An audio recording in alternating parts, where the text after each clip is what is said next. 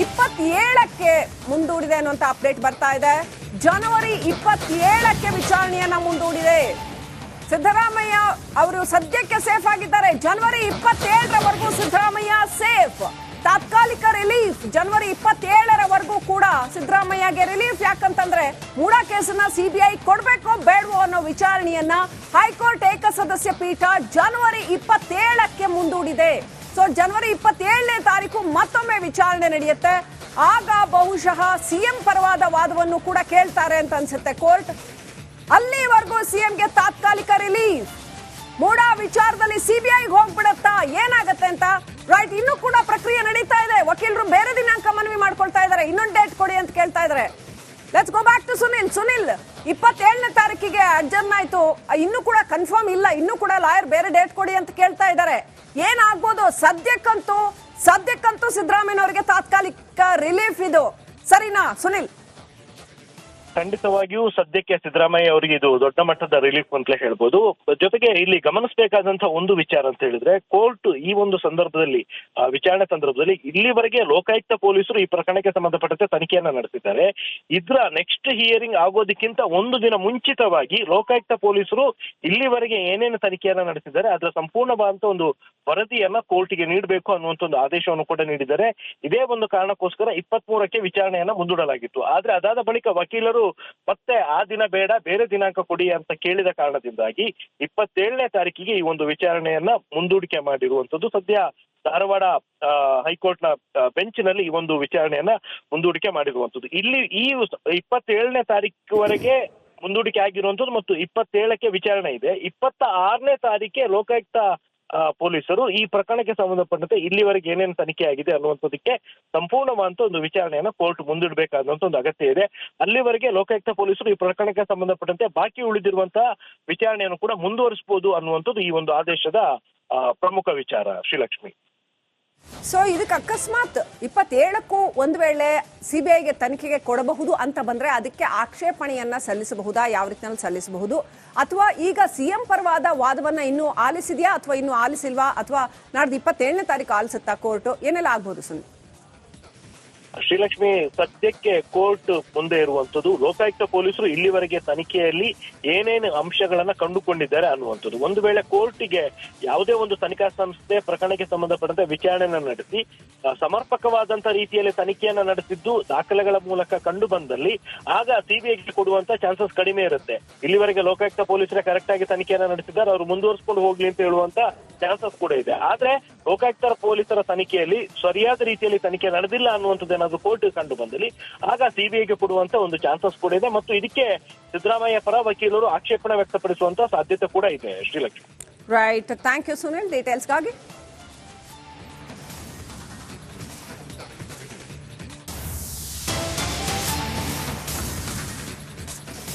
ವಿಚಾರಣೆ ಮಧ್ಯದಲ್ಲಿ ಆಕ್ಷೇಪಣೆಗಳನ್ನ ಪ್ರತಿವಾದಿಗಳಿಗೂ ನೀಡಬೇಕು. ಅಲ್ಲಿವರೆಗೂ ಲೋಕಾಯುಕ್ತ ತನಿಖೆ ಮುಂದುವರಿಯುತ್ತೆ.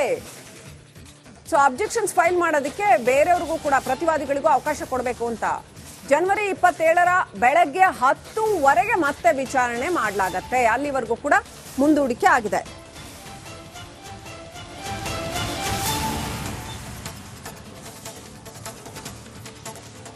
ವಿಚಾರಣೆ ಮಧ್ಯದಲ್ಲಿ ಆಕ್ಷೇಪಣೆಗಳನ್ನ ಪ್ರತಿವಾದಿಗಳು 27ಕ್ಕೆ ಮುಂದೂಡಿದೆ ಅನ್ನುವಂತ ಅಪ್ಡೇಟ್ ಬರ್ತಾ ಇದೆ.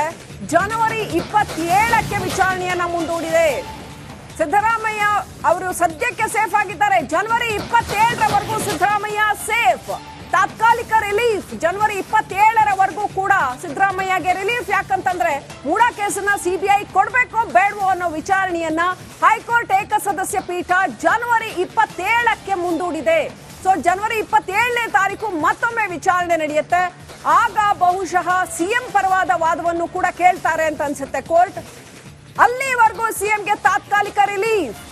ಮೂಡಾ ವಿಚಾರದಲ್ಲಿ ಸಿಬಿಐಗೆ ಹೋಗ್ಬಿಡತ್ತಾ, ಏನಾಗತ್ತೆ ಅಂತ ರೈಟ್ ಇನ್ನೂ ಕೂಡ ಪ್ರಕ್ರಿಯೆ ನಡೀತಾ ಇದೆ. ವಕೀಲರು ಬೇರೆ ದಿನಾಂಕ ಮನವಿ ಮಾಡ್ಕೊಳ್ತಾ ಇದ್ದಾರೆ, ಇನ್ನೊಂದು ಡೇಟ್ ಕೊಡಿ ಅಂತ ಕೇಳ್ತಾ ಇದ್ದಾರೆ.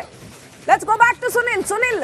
27ನೇ ತಾರೀಕಿಗೆ ಅಡ್ಜರ್ನ್ ಆಯ್ತು, ಇನ್ನೂ ಕೂಡ ಕನ್ಫರ್ಮ್ ಇಲ್ಲ, ಇನ್ನೂ ಕೂಡ ಲಾಯರ್ ಬೇರೆ ಡೇಟ್ ಕೊಡಿ ಅಂತ ಕೇಳ್ತಾ ಇದ್ದಾರೆ. ಏನಾಗ್ಬೋದು? ಸದ್ಯಕ್ಕಂತೂ ಸಿದ್ದರಾಮಯ್ಯನವರಿಗೆ ತಾತ್ಕಾಲಿಕ ರಿಲೀಫ್ ಇದು, ಸರಿನಾ ಸುನಿಲ್? ಖಂಡಿತವಾಗಿಯೂ ಸದ್ಯಕ್ಕೆ ಸಿದ್ದರಾಮಯ್ಯ ಅವರಿಗೆ ಇದು ದೊಡ್ಡ ಮಟ್ಟದ ರಿಲೀಫ್ ಅಂತಲೇ ಹೇಳ್ಬೋದು. ಜೊತೆಗೆ ಇಲ್ಲಿ ಗಮನಿಸಬೇಕಾದಂತಹ ಒಂದು ವಿಚಾರ ಅಂತ ಹೇಳಿದ್ರೆ, ಕೋರ್ಟ್ ಈ ಒಂದು ಸಂದರ್ಭದಲ್ಲಿ ವಿಚಾರಣೆ ಸಂದರ್ಭದಲ್ಲಿ ಇಲ್ಲಿವರೆಗೆ ಲೋಕಾಯುಕ್ತ ಪೊಲೀಸರು ಈ ಪ್ರಕರಣಕ್ಕೆ ಸಂಬಂಧಪಟ್ಟಂತೆ ತನಿಖೆಯನ್ನ ನಡೆಸಿದ್ದಾರೆ. ಇದ್ರ ನೆಕ್ಸ್ಟ್ ಹಿಯರಿಂಗ್ ಆಗೋದಕ್ಕಿಂತ ಒಂದು ದಿನ ಮುಂಚಿತವಾಗಿ ಲೋಕಾಯುಕ್ತ ಪೊಲೀಸರು ಇಲ್ಲಿವರೆಗೆ ಏನೇನು ತನಿಖೆಯನ್ನ ನಡೆಸಿದ್ದಾರೆ ಅದರ ಸಂಪೂರ್ಣವಾದಂತ ಒಂದು ವರದಿಯನ್ನ ಕೋರ್ಟ್ಗೆ ನೀಡಬೇಕು ಅನ್ನುವಂತ ಒಂದು ಆದೇಶವನ್ನು ಕೂಡ ನೀಡಿದ್ದಾರೆ. ಇದೇ ಒಂದು ಕಾರಣಕ್ಕೋಸ್ಕರ 23ಕ್ಕೆ ವಿಚಾರಣೆಯನ್ನ ಮುಂದೂಡಲಾಗಿತ್ತು. ಆದ್ರೆ ಅದಾದ ಬಳಿಕ ವಕೀಲರು ಮತ್ತೆ ಆ ದಿನ ಬೇಡ, ಬೇರೆ ದಿನಾಂಕ ಕೊಡಿ ಅಂತ ಕೇಳಿದ ಕಾರಣದಿಂದಾಗಿ 27ನೇ ತಾರೀಕಿಗೆ ಈ ಒಂದು ವಿಚಾರಣೆಯನ್ನ ಮುಂದೂಡಿಕೆ ಮಾಡಿರುವಂತದ್ದು. ಸದ್ಯ ಧಾರವಾಡ ಹೈಕೋರ್ಟ್ ನ ಬೆಂಚ್ ನಲ್ಲಿ ಈ ಒಂದು ವಿಚಾರಣೆಯನ್ನ ಮುಂದೂಡಿಕೆ ಮಾಡಿರುವಂತದ್ದು. ಇಲ್ಲಿ ಈ 27ನೇ ತಾರೀಕುವರೆಗೆ ಮುಂದೂಡಿಕೆ ಆಗಿರುವಂತದ್ದು ಮತ್ತು 27ಕ್ಕೆ ವಿಚಾರಣೆ ಇದೆ. 26ನೇ ತಾರೀಕೆ ಲೋಕಾಯುಕ್ತ ಪೊಲೀಸರು ಈ ಪ್ರಕರಣಕ್ಕೆ ಸಂಬಂಧಪಟ್ಟಂತೆ ಇಲ್ಲಿವರೆಗೆ ಏನೇನು ತನಿಖೆ ಆಗಿದೆ ಅನ್ನುವಂಥದ್ದಕ್ಕೆ ಸಂಪೂರ್ಣವಾದಂತ ಒಂದು ವಿಚಾರಣೆಯನ್ನು ಕೋರ್ಟ್ ಮುಂದಿಡಬೇಕಾದಂತ ಒಂದು ಅಗತ್ಯ ಇದೆ. ಅಲ್ಲಿವರೆಗೆ ಲೋಕಾಯುಕ್ತ ಪೊಲೀಸರು ಈ ಪ್ರಕರಣಕ್ಕೆ ಸಂಬಂಧಪಟ್ಟಂತೆ ಬಾಕಿ ಉಳಿದಿರುವಂತಹ ವಿಚಾರಣೆಯನ್ನು ಕೂಡ ಮುಂದುವರಿಸಬಹುದು ಅನ್ನುವಂಥದ್ದು ಈ ಒಂದು ಆದೇಶದ ಪ್ರಮುಖ ವಿಚಾರ. ಶ್ರೀಲಕ್ಷ್ಮಿ, ಸೊ ಇದಕ್ಕೆ ಅಕಸ್ಮಾತ್ 27ಕ್ಕೂ ಒಂದು ವೇಳೆ ಸಿಬಿಐಗೆ ತನಿಖೆಗೆ ಕೊಡಬಹುದು ಅಂತ ಬಂದ್ರೆ ಅದಕ್ಕೆ ಆಕ್ಷೇಪಣೆಯನ್ನ ಸಲ್ಲಿಸಬಹುದಾ? ಯಾವ ರೀತಿಯಲ್ಲಿ ಸಲ್ಲಿಸಬಹುದು? ಅಥವಾ ಈಗ ಸಿಎಂ ಪರವಾದ ವಾದವನ್ನ ಇನ್ನೂ ಆಲಿಸಿದ್ಯಾ ಅಥವಾ ಇನ್ನೂ ಆಲಿಸಿಲ್ವಾ? ಅಥವಾ ನಾಡ್ದು 27ನೇ ತಾರೀಕು ಆಲಿಸುತ್ತಾ ಕೋರ್ಟ್? ಏನೆಲ್ಲ ಆಗ್ಬಹುದು ಸುನಿಲ್? ಶ್ರೀಲಕ್ಷ್ಮಿ, ಸದ್ಯಕ್ಕೆ ಕೋರ್ಟ್ ಮುಂದೆ ಇರುವಂತದ್ದು ಲೋಕಾಯುಕ್ತ ಪೊಲೀಸರು ಇಲ್ಲಿವರೆಗೆ ತನಿಖೆಯಲ್ಲಿ ಏನೇನು ಅಂಶಗಳನ್ನ ಕಂಡುಕೊಂಡಿದ್ದಾರೆ ಅನ್ನುವಂಥದ್ದು. ಒಂದು ವೇಳೆ ಕೋರ್ಟಿಗೆ ಯಾವುದೇ ಒಂದು ತನಿಖಾ ಸಂಸ್ಥೆ ಪ್ರಕರಣಕ್ಕೆ ಸಂಬಂಧಪಟ್ಟಂತೆ ವಿಚಾರಣೆಯನ್ನ ನಡೆಸಿ ಸಮರ್ಪಕವಾದಂತ ರೀತಿಯಲ್ಲಿ ತನಿಖೆಯನ್ನ ನಡೆಸಿದ್ದು ದಾಖಲೆಗಳ ಮೂಲಕ ಕಂಡು ಬಂದಲ್ಲಿ ಆಗ ಸಿಬಿಐಗೆ ಕೊಡುವಂತ ಚಾನ್ಸಸ್ ಕಡಿಮೆ ಇರುತ್ತೆ.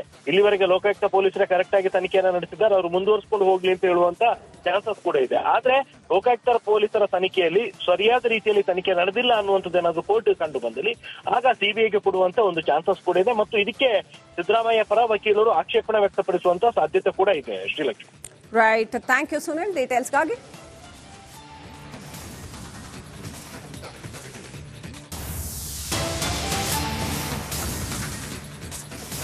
ವಿಚಾರಣೆ ಮಧ್ಯದಲ್ಲಿ ಆಕ್ಷೇಪಣೆಗಳನ್ನ ಪ್ರತಿವಾದಿಗಳಿಗೂ ನೀಡಬೇಕು, ಅಲ್ಲಿವರೆಗೂ ಲೋಕಾಯುಕ್ತ ತನಿಖೆ ಮುಂದುವರಿಯುತ್ತೆ. ಸೊ ಅಬ್ಜೆಕ್ಷನ್ಸ್ ಫೈಲ್ ಮಾಡೋದಕ್ಕೆ ಬೇರೆಯವ್ರಿಗೂ ಕೂಡ ಪ್ರತಿವಾದಿಗಳಿಗೂ ಅವಕಾಶ ಕೊಡಬೇಕು ಅಂತ ಜನವರಿ 27ರ ಬೆಳಗ್ಗೆ 10ವರೆಗೆ ಮತ್ತೆ ವಿಚಾರಣೆ ಮಾಡಲಾಗತ್ತೆ. ಅಲ್ಲಿವರೆಗೂ ಕೂಡ ಮುಂದೂಡಿಕೆ ಆಗಿದೆ.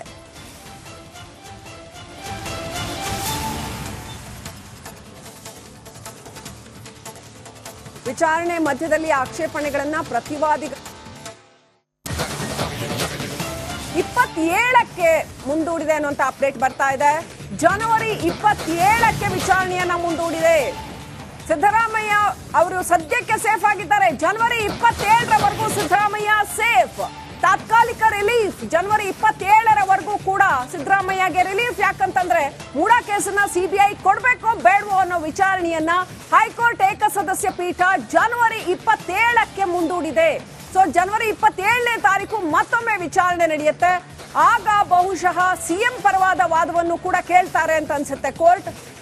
ಅಲ್ಲಿವರೆಗೂ ಸಿಎಂಗೆ ತಾತ್ಕಾಲಿಕ ರಿಲೀಫ್.